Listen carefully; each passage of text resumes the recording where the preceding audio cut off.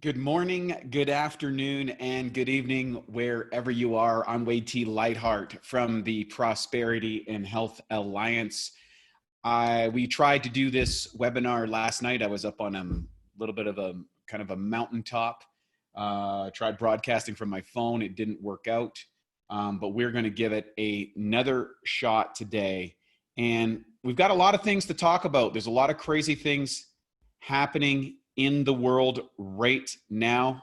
We're obviously in some very interesting times of what's happening in the world, what people are focusing on in the world, and of course, some of the travesty that is happening. But I think there's some other things that we need to focus on as leaders in our community and leaders in our business and trying to get to the road recovery. So let's recap. Tonight, I'm going to talk about this. I'm going to talk about riots, I'm going to talk about race, and I'm going to talk about recovery. But what I will say, whether you care for my opinions or don't care for opinions, I think that we can all safely say that what you focus on will fuel your future. And right now, what you focus on is absolutely critical. First and foremost, I would like to send my condolences to the Floyd family. What happened was atrocious, and it's a terrible thing. I do hope that justice is served and that this event does not happen again, and that some form of reform happens. I would like to salute the people who have engaged in peaceful protests to create a world where, as Martin Luther King suggests, that we are judged by the content of our character, not the color of our skin. At the end of the day, an American citizen was held down and killed while police enforcement agencies, one member was obviously killed this person while two others held him down and another person went, and despite all the public pleas at the moment, it kept on going. It's about as graphic and as horrible as the human condition can be. And I do hope that the peaceful protests will encourage change. Change at the community level, change at the state level, change at the national level, and that we can come together as citizens of the country, as humans. Now, I want to say something else that's really important. Media mania. I'm frustrated with the media in that they are turning this into a political situation. They are turning it into a circus, and in my opinion, are fueling the violent and criminal rioters. It is the media that has fueled unfair stories or unsubstantiated components that's driven the coronavirus response into epic proportions. It is the media who fuels the polarization between political ideologies. And it doesn't matter if you are a Democrat or a Republican. It doesn't matter if you are a person of color or a pink person like me. I mean, why do we call this pink? Why do we call people white people? It's kind of pink. Like, does any of that matter? I mean, are we really at a point where skin color matters? It's really ridiculous. Does it really matter which political party you support? Why are people so emotionalized and so violently opposed to what someone else's votes or those decisions? Why are people rioting? People are rioting because we've got people locked up in their houses for months and months and months with their futures diminishing, their businesses going down the drain, their livelihoods being threatened, their families being hurt and damaged, and uncertainty and fear. And who's fueling this? The media. And the division between our leadership is atrocious. The political response, for the most part, has on both sides. I'm not here to support either party. Has been atrocious. And in reality is, we have become a society of observers and not participants. And the reality is leadership comes from within. Leadership comes from yourself. You decide how you're going to treat people, and you decide the content of your character. So it is not good enough to get on a social media channel and just condemn this or promote this or support. It's what you do in your daily life. It's how do you conduct yourself in your day-to-day business, in your day-to-day community with the people that you are familiar with. It's not up to our leaders. It's not up to our police forces. It's not up to our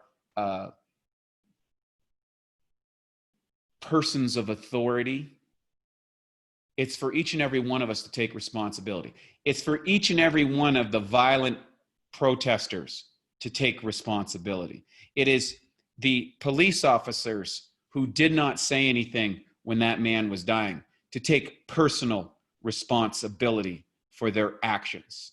It is up to the leaders in each community to take personal responsibility in their community. And there are people that are doing that. But you know what? The media is not focusing on that. The media is focusing on the bad. The media is focusing on the violence. The media is focusing on the division. You know, I've gone all over the world, and I've interacted with almost every different kind of race and skin color in the world. And you know what?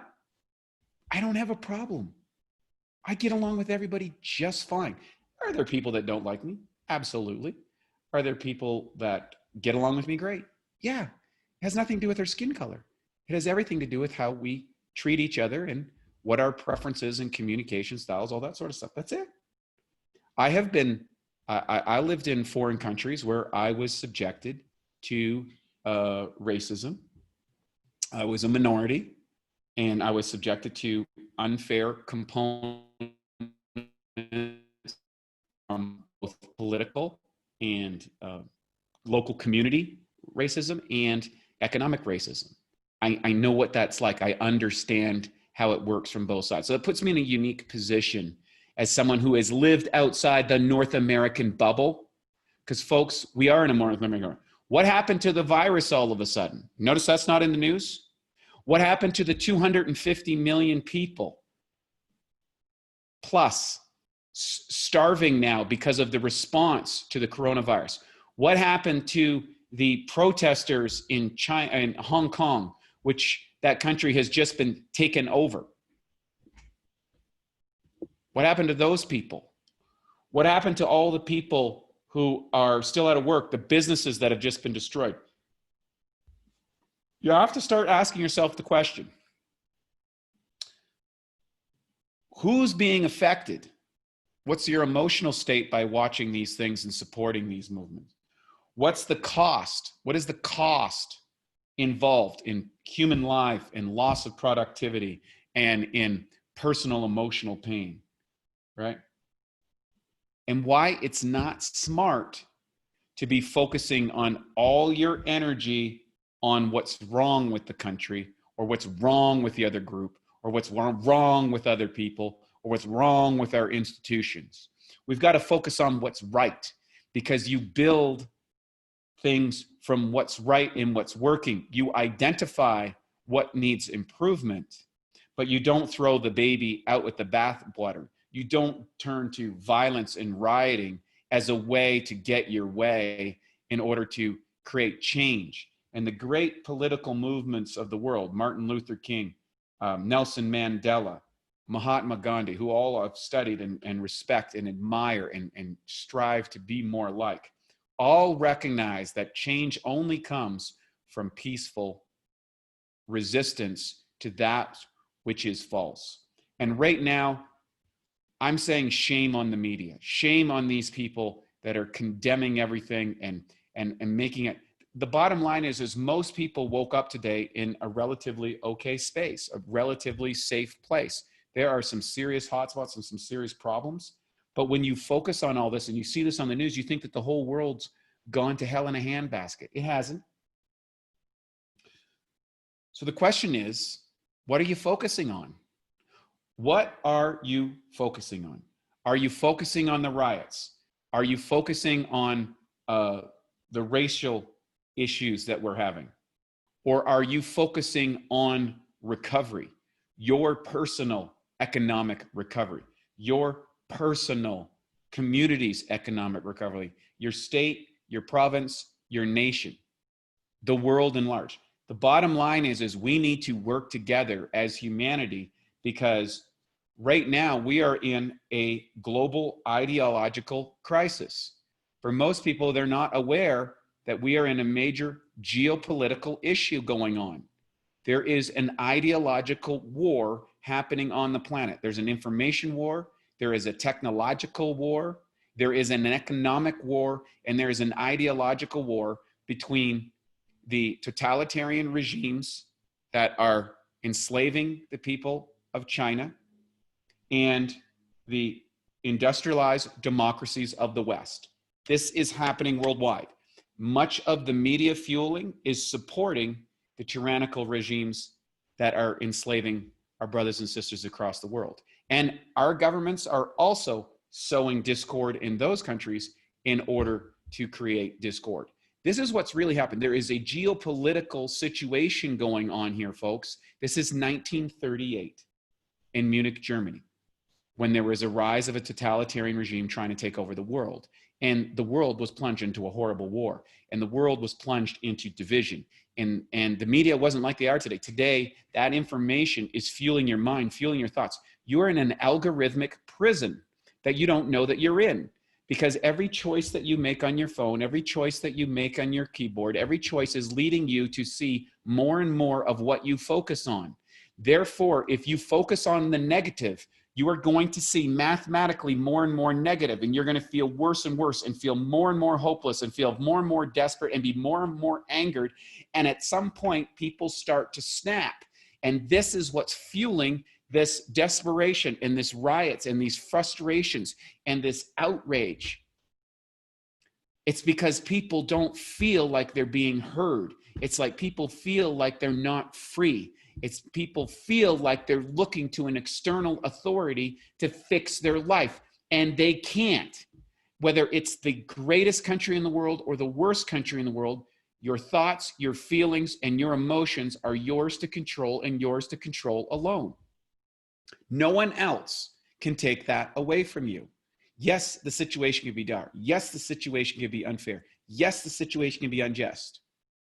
But you need to be able to convert that into internal fortitude, to rise above your circumstances, rise above those whom which you condemn, rise above that and embrace empathy and compassion and vision and prosperity and recovery, because only then will you be in a position where you can make a difference in your life and the lives of the people in your family, in your community, in your city, in your state, in your country, and in the world at large. And right now, here's what we're dealing with.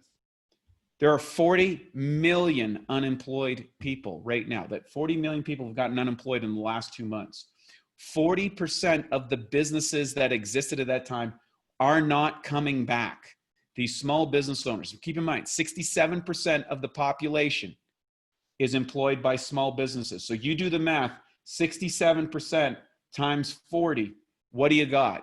You've got 30% unemployment. We're looking at 30% unemployment when the economy starts to come back or people start going to work, right? We are seeing a move from small business to big business. We are seeing the condensement of control, the condensement of distribution, and the condensement of employment funneled into these large corporations who will buy things up at pennies on the dollar with government-fueled credits, which are actually your children's economic prosperity that is sending the checks to your house right now, or that's supporting the politically aligned corporations who got access to some of the money. So there's nothing free. There's no free lunch here. There's no free check. There's no free money. There's no free loans. There's no free in freedom. Freedom is, your freedom is here. You have to choose it in your mind. You have to choose it in your heart. You have to choose it in your soul. The reality is we are headlong into the greatest economic crash of our lifetime. Now, I'm not saying that to be negative. I'm not saying that to be, the writing is on the wall. All of the greatest financiers and economists and business leaders understand what is happening. And what are they doing? They are preparing their personal lives, their corporate lives, their business lives for this crash. We're in it. We're already in it. People just don't know they're in it. When the last of those stimulus checks come and the reality of the 40% of these businesses come along that aren't going to open up, we are going to experience a horrific situation. Now, that's the bad news. And I don't want to sit here and just be the bearer of bad news. I don't want to be the person that is looking to sow division. I'm going to share with you what we as a group, what we as business owners need to focus on. We need to focus on recovery. We need to focus on recovering of our mind, of our hearts, of our emotions, and of our economics. So, how do we do that? Well, guess what? It just so happens that with all this shift in business and all this shift to large multinational corporations, you probably want to be aligned with a large corporation that has points of sales and distribution all around the planet, that has the economic engines that can sustain long periods of a poor economy, and that is in a product, a service, and an opportunity that works in the new world economy when we may be stuck at home. Something that deals with people's health, which are compromised from the situation, which deals with people's economics that are compromised in the situation, that deals with the environmental issues. Well, does a company like that exist? Is there a place where it doesn't matter who you are, what color your skin is, where you live, that you can make a difference in the world with your health, with your finances, and with the environment? I got some great news for you. We have that company. Our company was founded 45 years ago by a man whose country was bombed out by, yes, the United States of America. An Okinawan citizen, which has been a spot that has been debated between China and Japan for hundreds of years. And as a child, he was subjected to be hiding in the woods in a hole as American GIs took over the island in some of the fiercest fighting ever. He lost siblings. He saw his world destroyed. And a GI soldier gave our founder a chocolate bar as a small child, a starving child who had almost no hope of living. And he realized in that moment that that one act of kindness was able to overcome the devastation and horror of war, the loss of siblings, his flesh and blood. And yes, their skin tones were different. Their cultures were different. The values they had, the religions they had, where they lived, everything was different. But in that moment of kindness, guess what? Something shifted. And our founder, Mr. Oshiro, worked. And he worked for Sony and worked for that and went through a devastating meltdown with the Beta Vision. and VHS. He went through a devastating, horrific thing in the 80s. The economy of Japan crashed. Sony fell apart. He lost everything. And in that moment, he founded Enagic. He founded a water machine because he was sick. He had lost his money. He had lost his health. He had lost his life savings. He'd lost everything. Very similar to what's going on today. And in that moment of darkness, he started a company called Enagic in a tiny one-bedroom apartment in Tokyo. He lost his face. He lost his reputation in his home. He lost everything. Devastating. And if you understand Asian culture, that's a horrific thing to endure. So guess what? He moved forward. He started selling machines out of his apartment. His wife was helping him as he delivered machines out of a trunk of a car. And he created an economic plan that rewarded people. Some of his earliest partners at that time are in senior management in Enagic today, 45 years later. They're still with him. He's been that loyal. And over those 45 years, that message has spread around the world to create a billion-dollar brand. And what does that billion-dollar brand represent? It represents a life-changing health technology that has been proven scientifically by a Harvard medical doctor to be effective in humans. You've seen the trials. You've seen Dr. Horsfield's stuff. He's proven this. It boosts energy. It helps remove soreness and free radical damage, the things that destroy our health. This is proven. I'm not saying it. That is a proven study in humans. It has an economic engine put to it. And guess what? The top earners in the company, who are they? Let's see. We have people from the Philippines. We have people from the Middle East. We have African Americans. We have Asians. We have gay people. We have married couples. We are represented by every race, every color, every gender identification, every social economic status from around the planet. It doesn't matter what your skin color is. It doesn't matter where you're from. It doesn't matter your sexual preference. It doesn't matter what your political affiliation is. All that matters is if you're willing to go out and share this message with other people, if you're willing to go out and learn the skills, and people from other countries, other cultures will reach out and train you and treat you like a brother, treat you like a sister, because you're part of one family. Mr. Oshiro sees every person in this company as one of his children.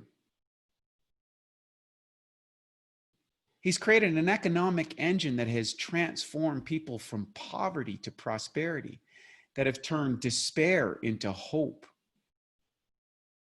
that have turned devastation into opportunity. And we need this message. We need to spread this message far and wide to connect the people of every part of this nation. And guess what? Our company, Enagic, is positioned to do it. It's got points of sales and service and distribution around the world. It makes a life-changing technology that is good for your health, it's good for your finances, and it's good for the environment. It is the simplest and easiest thing that you could ever possibly want. It's water. We transform, we make disinfectant, we make environmentally supportive cleansers, or water that can actually emulsify oil. We make skin tone to make you feel beautiful and be at your best. We make life transforming water with an incredible amount of electrical based antioxidants. We say it and do it all. We have a community of members that are doing trainings all around the world. We'll train you from home. You don't need to go to a meeting. We can use and present this information online. We can send the checks right to your house. so that even if you're locked up, you can still create prosperity and see hope and opportunity in your house. We have the golden goose, and this is the time to let everybody know about it. This is not the time to be focusing on riots. This is not the time to be focused on the divisions of race. This is not the time to be upset and emotionalized and frustrated and angry. It is the time to rise up and reach out and embrace people and let them know that there is hope and there is opportunity with what we have to offer. Now, I'm not a politician. I'm not an economic policy maker. I am not a military leader. I am not a policeman, and I am not a minority. I'm a white guy from Canada who fell into this company 13 years ago and have been able to make friends around the world of every race, every color, every ethnic background.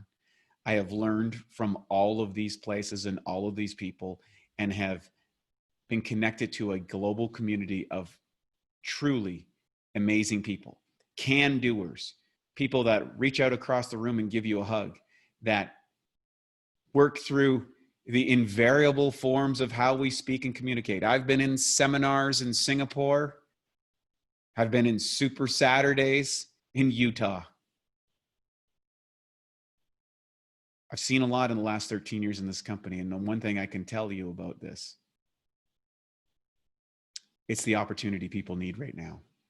So whether you've been looking at this over the short term, the long term, or the big, or you've been involved with the company, you haven't been involved with the company, you need to take a look at this. You need to get started. You need to start looking at what we have here, because we have what can handle the coming crash. We have the system and the business and the community that can overcome the division of race that's currently happened, that can overcome the ugly levels of violence. That is because people are frustrated, they're upset, they don't see hope.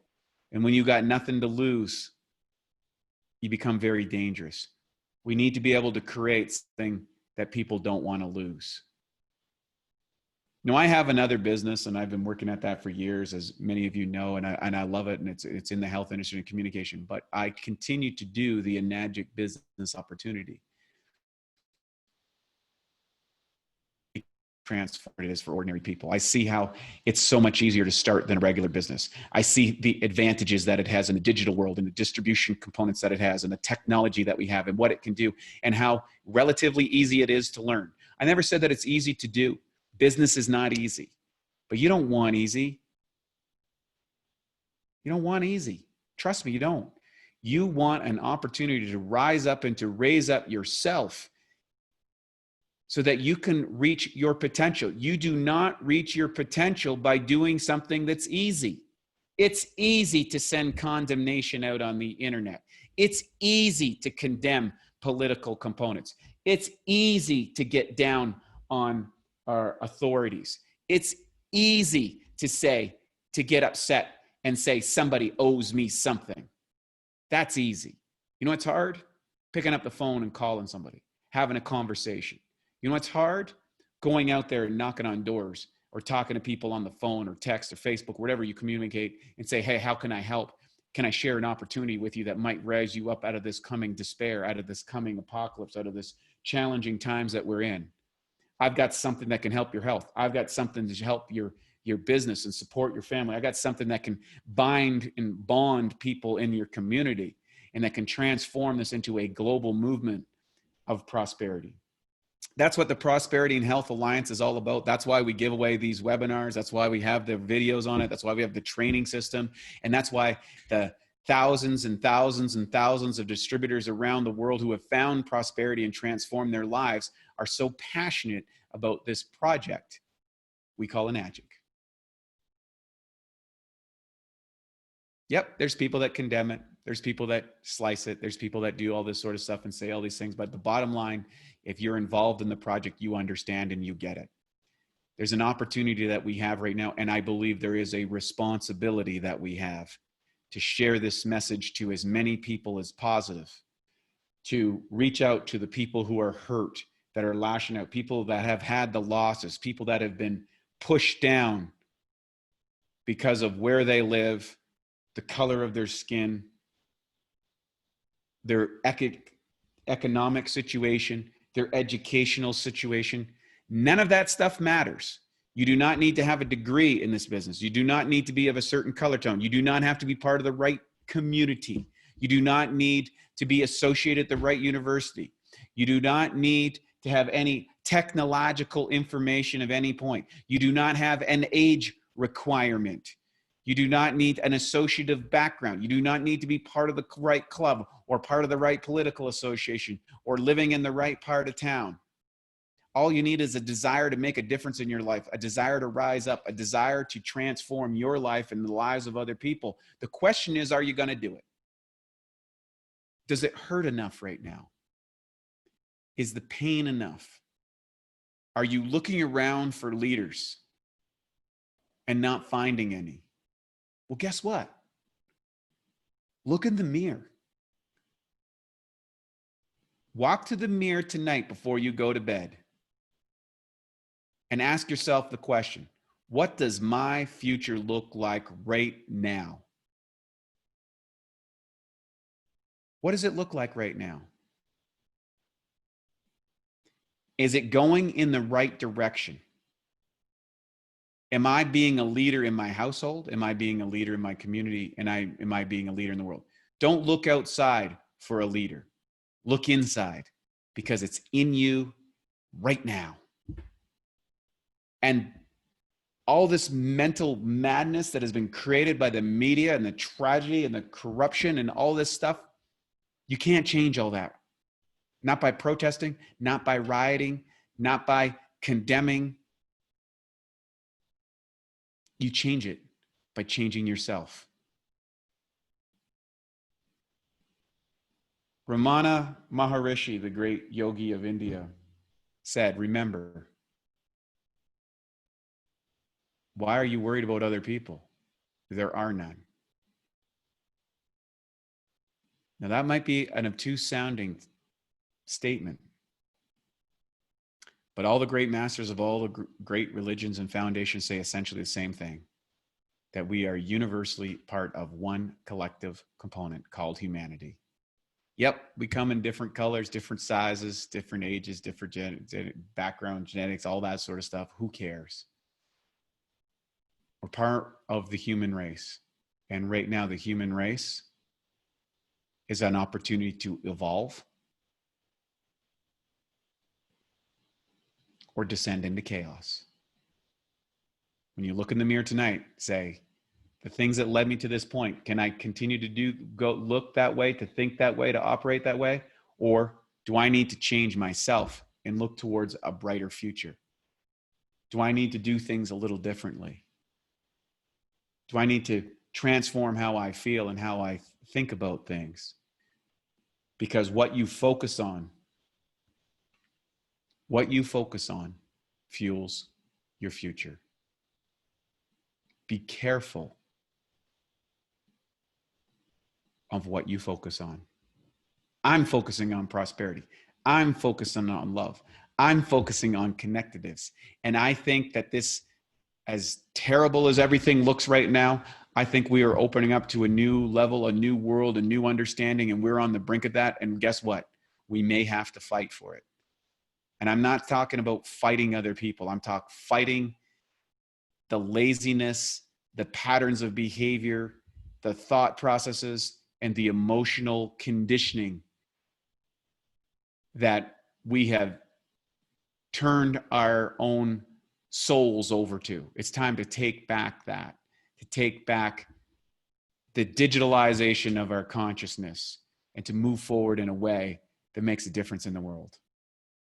I invite you to join me. I invite you to comment. I invite you to share this message with the people that you love.